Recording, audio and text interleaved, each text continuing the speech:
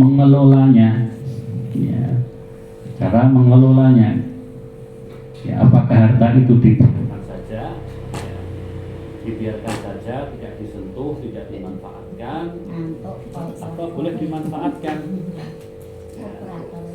Ya.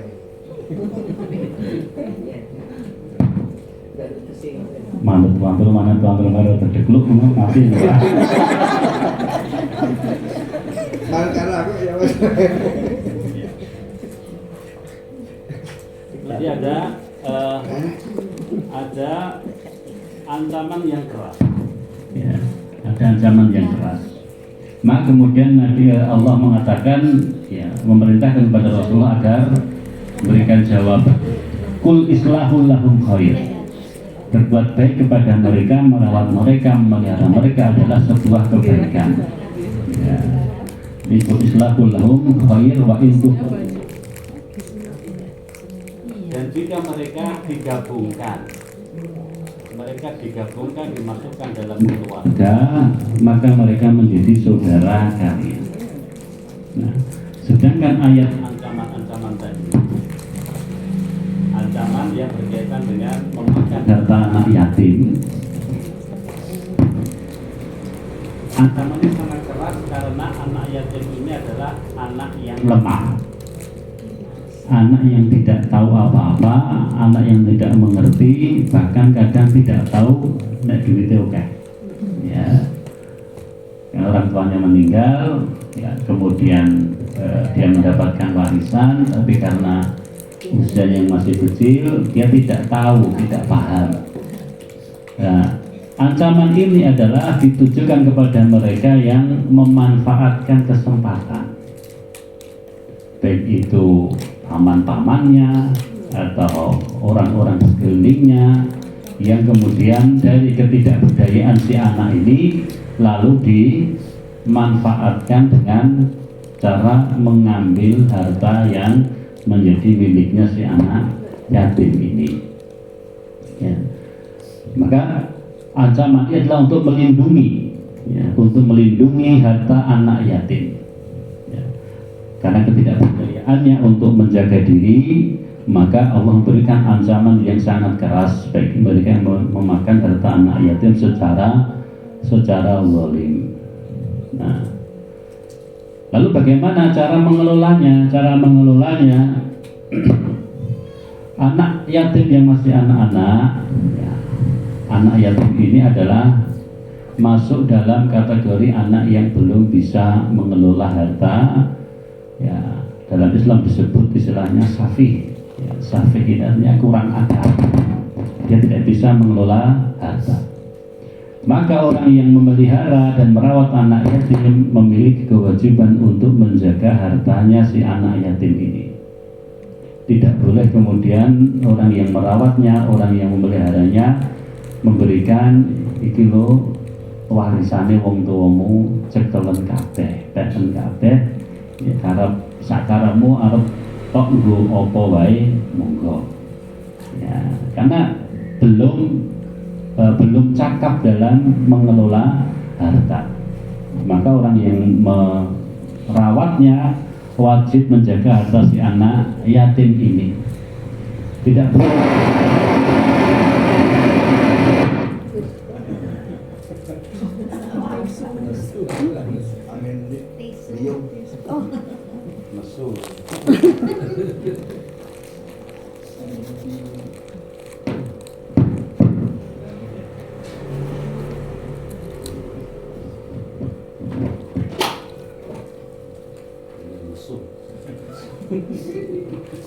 ya.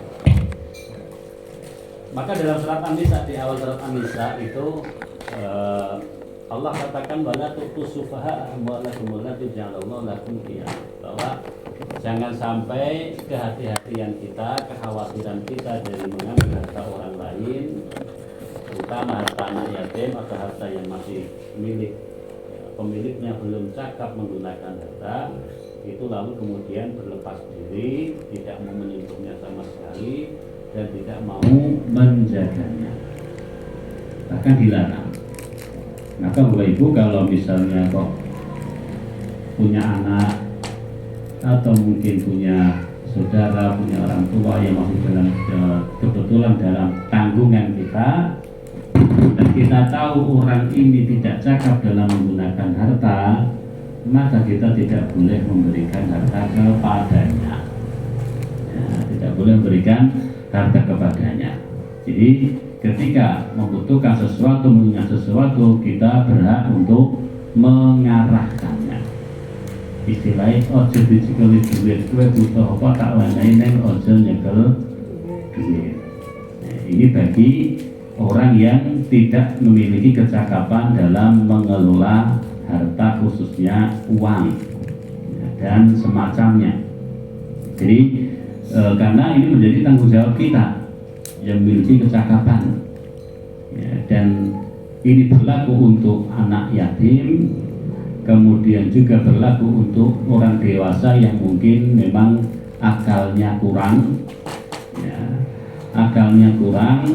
atau orang yang memang kita lihat dia ketika pegang uang itu tidak amanah, tidak berhati-hati, jadi duit iki malah bingung liane. Ya, ini sebagian orang kan juga punya sifat seperti ini. Nah, maka wala tu'tus sufaha, janganlah kalian berikan orang-orang yang kurang akalnya harta-harta kalian atau harta-harta mereka. Nah, demikian pula dengan anak yatim. Lalu kapan harta itu diberikan kepada anak yatim? Harta mereka kapan diberikan? Diberikan ketika mereka sudah memiliki kecakapan. Ya, mereka sudah memiliki kecakapan, mereka sudah bisa mengelola harta benda mereka sendiri. Ya, jadi dalam surat An-Nisa itu disebutkan ketika dilarang untuk memberikan harta kepada orang yang kurang akalnya. Lalu Allah katakan kalau mereka sudah sampai usia yang bisa berpikir, usia dewasa, usia yang matang, maka pada saat itu barulah harta mereka diberikan. Selama mereka belum memiliki kecakapan, kita yang punya kewajiban untuk mencukupi apa yang mereka butuhkan dari harta mereka. Jadi bukan dari harta kita, tapi dari harta mereka sendiri. Kalau memang mereka memiliki peninggalan ataupun harta warisan. Ya.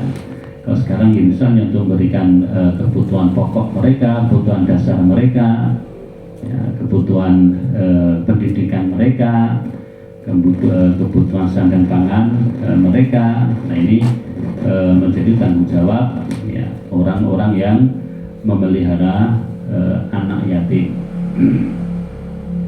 Wa in tukhalituhum fa ikhwanukum. Ini untuk memberikan kelonggaran, memberikan kelapangan bagi orang-orang yang memelihara anak yatim dan ikut bersama mereka di dalam keluarga mereka. Ya. Karena kadang orang saking hati-hatinya itu piring saja dipisah, makanannya juga dipisah, masaknya dipisah karena saking hati-hatinya.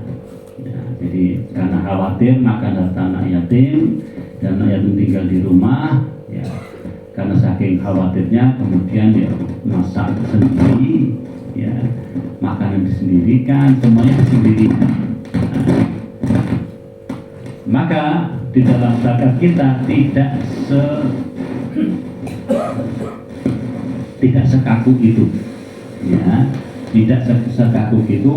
Jadi wa in tukhalituhum fa ikhwanukum. Dan jika kalian membersamai mereka, mempergauli mereka, maka mereka menjadi saudara.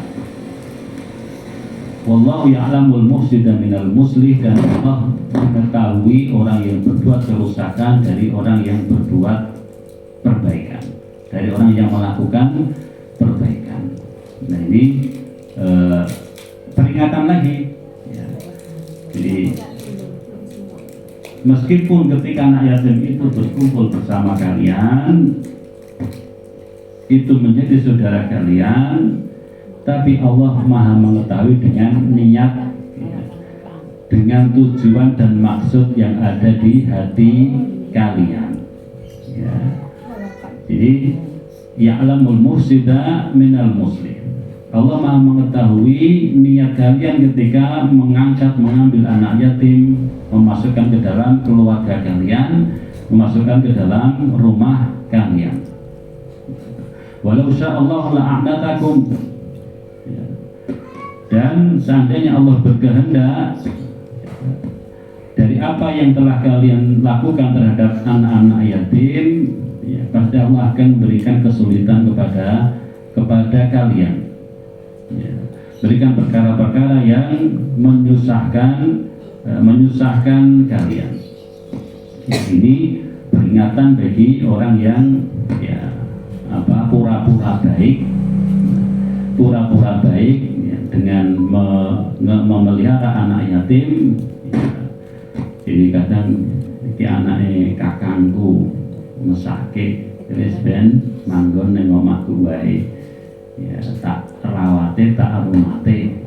Nah, dan ternyata setelah masuk ke dalam rumah tersebut, orang ini, saudaranya ini punya niat yang tidak baik.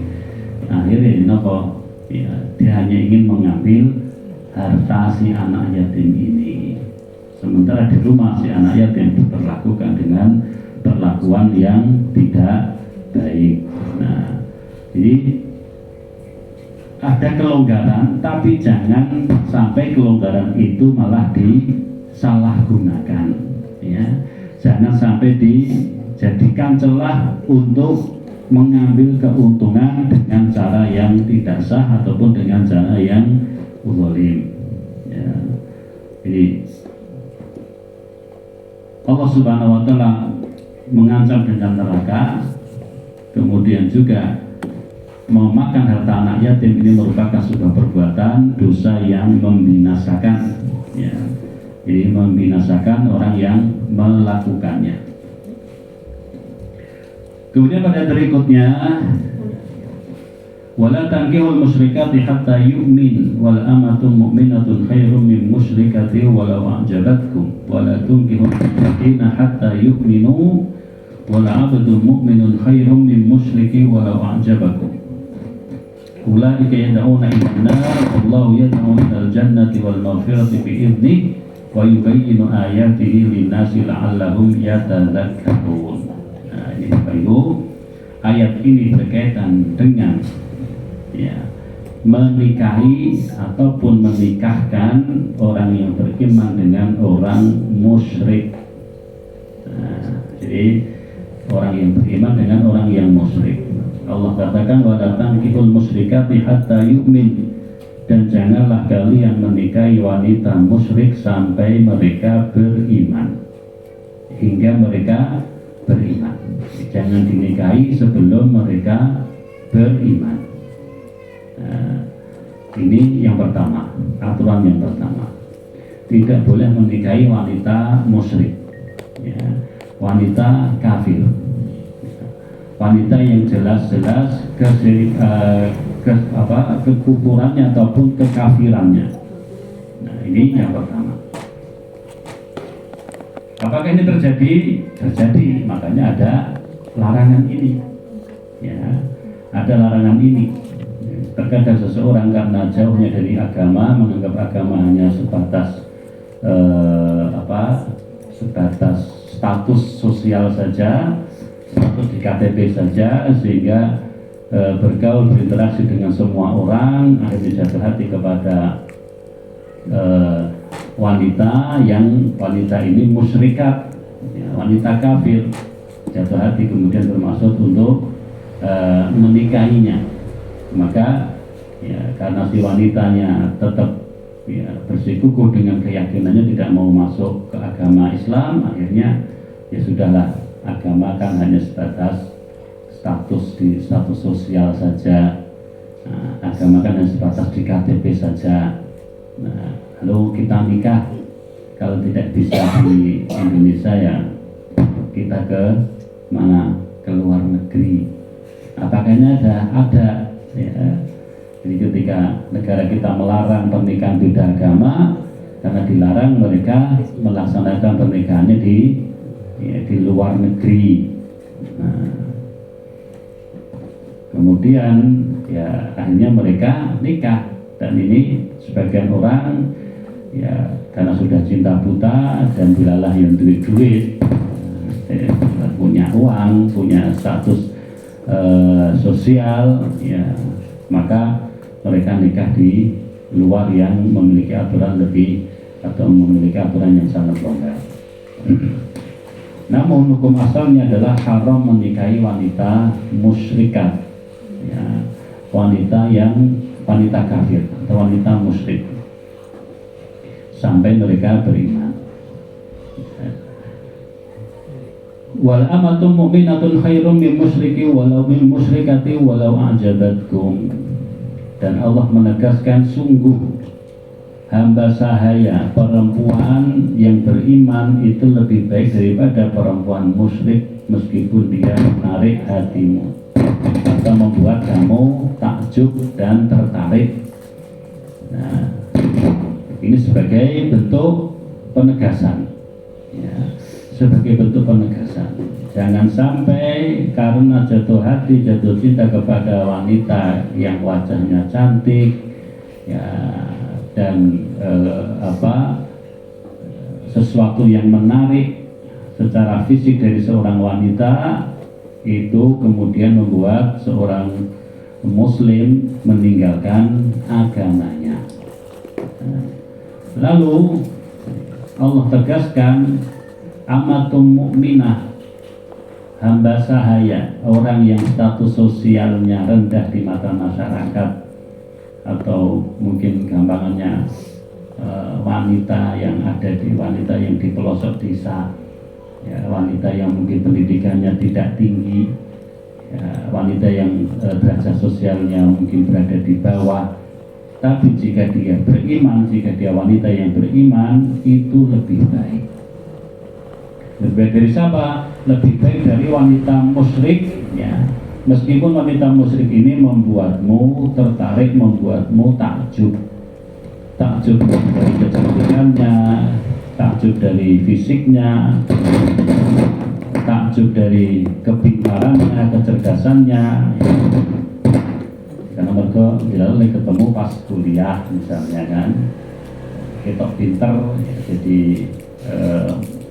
mahasiswi yang paling menonjol di kampus dan sebagainya, sehingga tertarik. Nah, maka di sini wanita hamba sahaya, wanita budak, wanita pelayan yang beriman itu lebih baik dari seorang wanita musyrik, meskipun wanita musyrik itu membuatmu terpikat atau membuatmu tertarik. Maka ini menjadi peringatan penting bagi para orang tua, ya, bagi para orang tua yang memiliki anak yang mungkin sudah mulai dewasa, sudah mulai muncul ketertarikan, maka hal-hal seperti ini harus dipertegas. Wala tunkihul musyrikina hatta yu'minu, dan janganlah kalian menikahi, janganlah kalian menikahkan orang laki-laki musyrik sampai mereka beriman. Nah, ini juga pengingat dan peringatan, dan janganlah kalian menikahkan orang musyrik sampai mereka beriman. Artinya ketika ada orang laki-laki datang melamar, ya, dilalah anak perempuan kita sudah sama-sama kenal dengan orang tersebut, namun ternyata si laki-laki ini, ya, orang musyrik, orang yang berbeda keyakinan, dia bukan orang yang beriman, maka janganlah dinikahkan sampai mereka masuk ke dalam agama Islam. Ya, ini sudah tegas, dan sebagai peringatan karena tidak sedikit wanita-wanita yang terpaksa untuk keluar dari Islam, untuk murtad, ya, karena karena terpikat dengan laki-laki yang tidak beriman. Maka para orang tua, para wali nikah memiliki tanggung jawab, wala tunkihul musyrikina hatta yu'minu, dan janganlah kalian menikahkan orang-orang musyrik sampai mereka beriman. Lalu Allah memberikan penegasan wala abdun mu'minun khairum min musyriki walau a'jabakum, dan hamba sahaya laki-laki yang beriman, budak laki-laki yang beriman itu lebih baik dari laki-laki musyrik meskipun laki-laki tersebut membuat kalian takjub, ya, membuat kalian terpikat. Nah, di sini mungkin ya karena tadi sama dengan yang dikatakan yang tadi bahwa mungkin secara kekayaan, secara penampilan, secara fisik, nah sangat menarik. Ya. Jadi sosok yang sempurna, istilahnya seperti itu ya, sosok yang sempurna, sosok yang sangat ideal. Tapi semua keidealan itu menjadi tidak berlaku kalau dia tidak beriman. Maka demikian karena ulaika yad'una ilan nar, mereka adalah orang-orang yang mengajak ke dalam neraka. Wallahu yad'u ilal jannah, dan Allah mengajak kepada surga, wal maghfirati, dan ampunan, biidnih, dengan izinnya. Di sini Allah menegaskan bahwa mereka para laki-laki kafir yang menikahi wanita-wanita yang beriman, pada hakikatnya mereka mengajak ke neraka. Ya, mereka mengajak ke neraka. Mereka mengajak kepada kesesatan. Mereka mengajak kepada kedurhakaan kepada Allah Subhanahu wa taala. Sedangkan Allah mengajak kepada surga dan ampunan biizni, dengan izinnya. Wa yubayyinu ayatihi linnasi la'allahum yatadzakkarun, dan Allah menerangkan ayat-ayatnya kepada manusia agar mereka mengambil pelajaran. Nah, ini berkaitan dengan menikah beda agama. Nah, menikah beda agama ini satu hal yang diharamkan. Meskipun kemudian nanti akan ada silang pendapat berkaitan dengan laki-laki Islam, laki-laki beriman yang menikahi wanita ahli kitab. Ya, wanita ahli kitab itu orang-orang wanita Nasrani ataupun orang Kristen maupun orang Yahudi. Jadi orang-orang Nasrani, orang Yahudi ini adalah disebut sebagai ahli kitab. Tapi kalau wanitanya adalah selain dua agama ini, Hindu, Buddha, dan semacamnya, maka jelas haram. Yang menjadi silang pendapat adalah laki-laki beriman menikahi wanita yang wanita Kristen ataupun wanita Yahudi yang masuk dalam kelompok ahli kitab. Nah, dari silang pendapat ini secara umum jumhur membolehkan ya, kalau yang beriman yang Islam itu si laki-laki. Dan yang dinikahi atau si wanita itu yang dinikahi atau yang Nasrani itu adalah, atau yang Kristen itu adalah si wanitanya. Ya, ini dibolehkan. Namun ya dengan syarat, ya, jangan kemudian boleh seperti ini sementara si laki-laki beriman, ya berimannya hanya beriman gitu saja. Dia tidak memiliki pengetahuan agama, dia tidak termasuk orang yang konsisten dengan ajaran agama, ya, karena nanti akan ada normalisasi istilahnya ya. Ada hal yang seharusnya itu tidak boleh, ya nggak apa-apa lah, ya nggak boleh, ini dilarang. Ya. Kemudian ada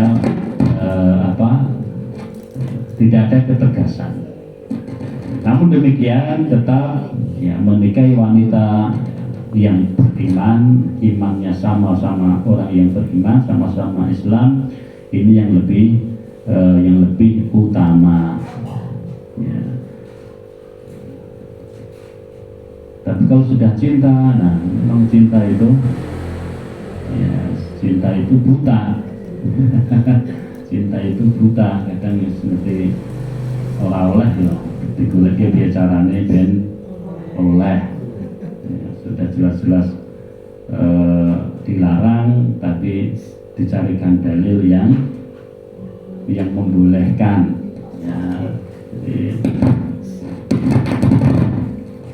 seperti ini. berkaitan dengan masalah pernikahan. Kemudian berikutnya, ayat yang berikutnya adalah wa yas'alunaka 'anil mahid. Ya. Dan mereka bertanya kepadamu wahai Muhammad tentang haid. Ya, tentang haid. Qul huwa adza, katakanlah wahai Muhammad, haid itu adalah sesuatu yang kotor. Fa'tazilun nisaa fil mahid, maka jauhilah wanita di saat sedang haid. Wala taqrabuhunna, dan janganlah kalian mendekati mereka. Janganlah kalian mendekati mereka hatta yatahurun, sampai mereka suci. Faidah tataharna, dan apabila mereka telah suci, fa'tuhunna min haitsu amarakumullah, maka datangilah mereka dari arah dari mana saja yang Allah perintahkan kepada kalian. Innallaha yuhibbut tawwabin wa yuhibbul mutatahhirin. Sesungguhnya Allah Subhanahu wa taala mencintai orang-orang yang tobat dan menyukai orang-orang yang mensucikan diri. Nah, ini Bapak Ibu berkaitan dengan masalah haid. Wa yas'alunaka 'anil mahid, mereka bertanya kepadamu tentang darah haid atau tentang haid. Kenapa ini ditanyakan para sahabat? Karena para sahabat dulu di masa jahiliyahnya, kalau istrinya haid itu si wanita ini akan diasingkan, ya, diasingkan di tempat sendiri, ya, semua kebutuhannya, semua kegiatannya, ya, disendirikan, diasingkan sampai bersih. Ini kebiasaan jahiliyah. Lalu para sahabat bertanya, di dalam Islam bagaimana? Ya, bagaimana perlakuan Islam ketika seorang wanita itu sedang datang bulan?